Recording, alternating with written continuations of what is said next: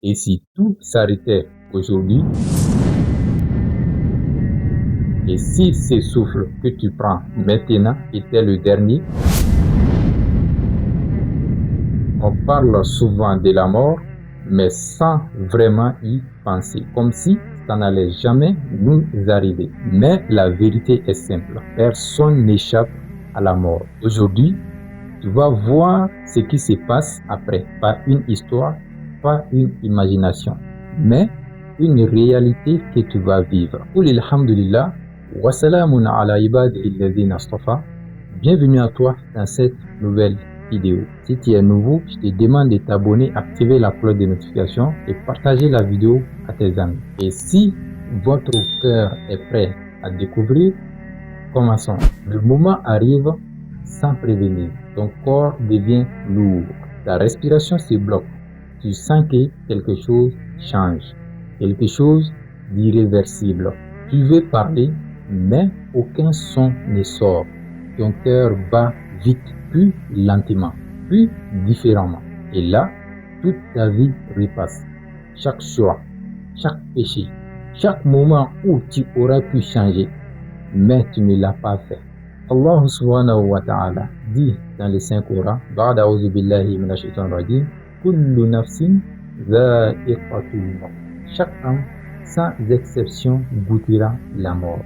Pas peut-être, pas un jour lointain, c'est une certitude. Ta famille est autour de toi, ils pleurent. Mais toi, tu es déjà en train de partir. Le monde devient flou. Les voix s'éloignent et une question qui frappe. Qu'est-ce qui va m'arriver maintenant? C'est le moment le plus dangereux. Le moment où le shaitan t'attend, attaque. Pas quand tu es fort, mais quand tu es faible. Il te murmure, regarde ta vie. Tu penses que Allah va te sauver? Tu penses que Allah va te pardonner? Le shaitan, il veut une seule chose, te faire mourir sans iman, sans foi. Même le prophète Mohammed sallallahu alayhi wa sallam demandait protection contre ça. Pourquoi? Parce que ce moment est un test immense. On meurt comme on a vécu.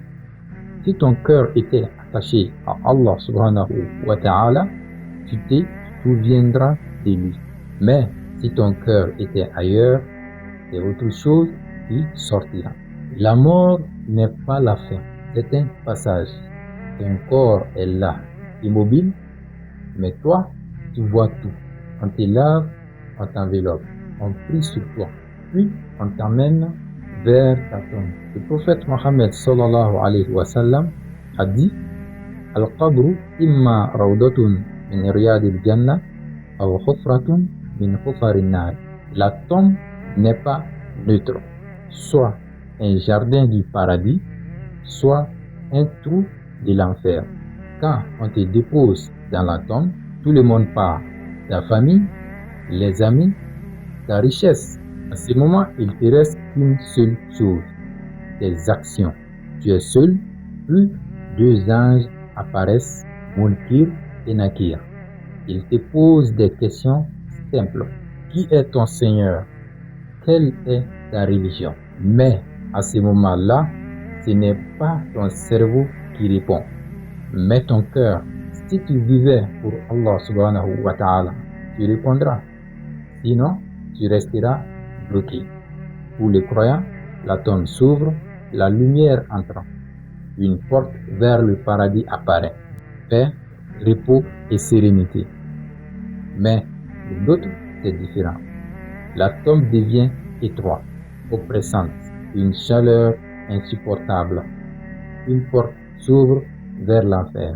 Et en ce moment-là, une chose terrifiante apparaît, une forme sombre.